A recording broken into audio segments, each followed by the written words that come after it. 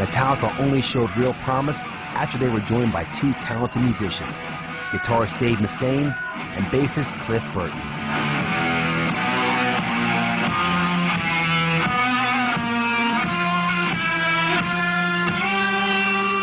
Dave Mustaine was crucial to the history of Metallica because he had this fiery attitude, very much like the attitude of the hardcore punks in Los Angeles at the time.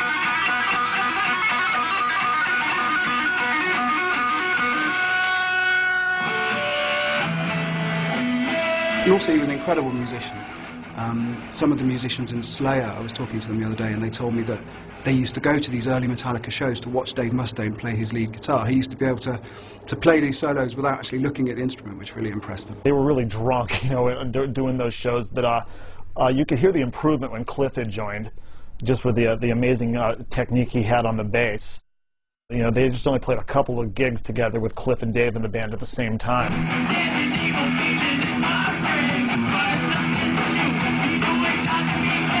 It was pretty much off the hook.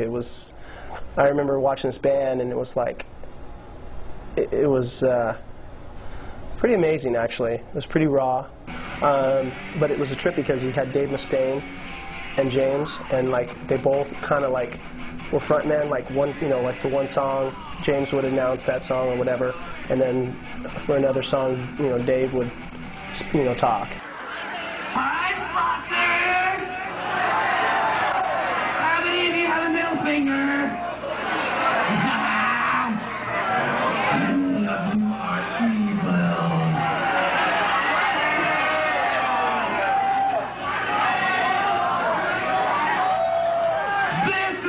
Classic, I'm sure you've all heard.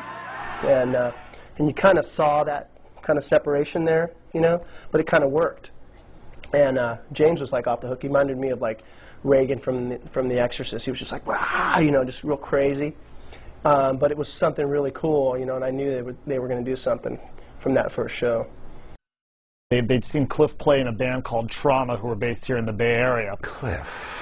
Cliff was a very nice guy. I'd met him when he was in a band called Trauma before that, and I knew somebody, a friend of mine knew the guitar player from Trauma, so we would go see them and stuff, and Cliff was amazing. He's just, you looked at him, like everybody else in the band, I mean, they were good at what they did, I guess, but they weren't, you know, moving like he did, and it's just, he was the focal point of that whole band. Everybody said, this band is pretty good, but you gotta see this bass player. You know, everybody's just talking about this bass player. It's just unbelievable.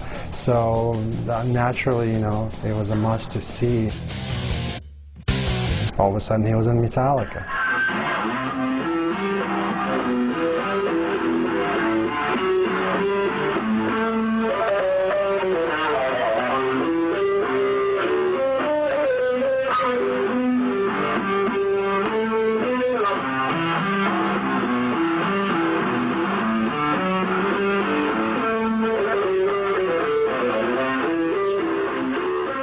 Trauma came and played a show down in L.A. where the guys in Metallica were based at the time.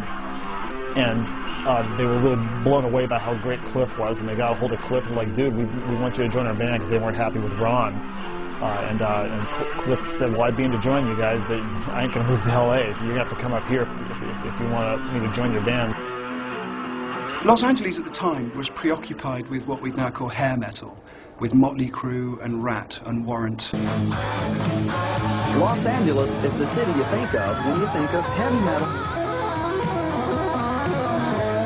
This very sort of soft, plasticky, sing-along kind of rubbish. All this poser hairspray bands, they hated them. It's like, what is this? And then in San Francisco, you had all these thrash metal nutters who had developed a taste for much more aggressive music that was much faster, much heavier than anything you'd get in Los Angeles. So they kicked Ron out of the band and moved up here to San Francisco, where they'd already gigged a few times and were very successful and really built a following up here, and they loved it here anyway, so it was just a natural for them to move here, and that's how they got together with Cliff.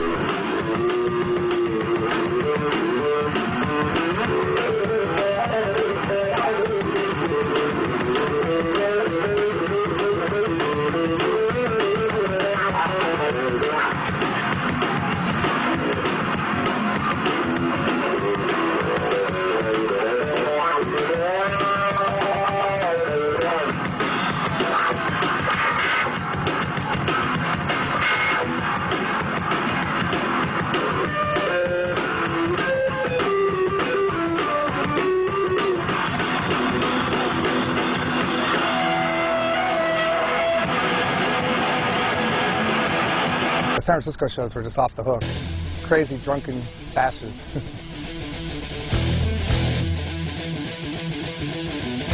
Well, it's kind of funny. The first time I took pictures of them, there was no camera policy, and I ended up getting my film taken away by the security.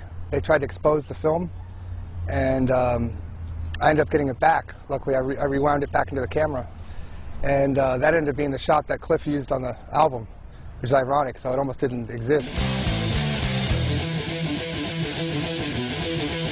Back then, you were allowed to take pictures of all the concerts. You didn't have to have a photo pass, you know. It wasn't big business like it is now, you know. First 3 songs and all that baloney.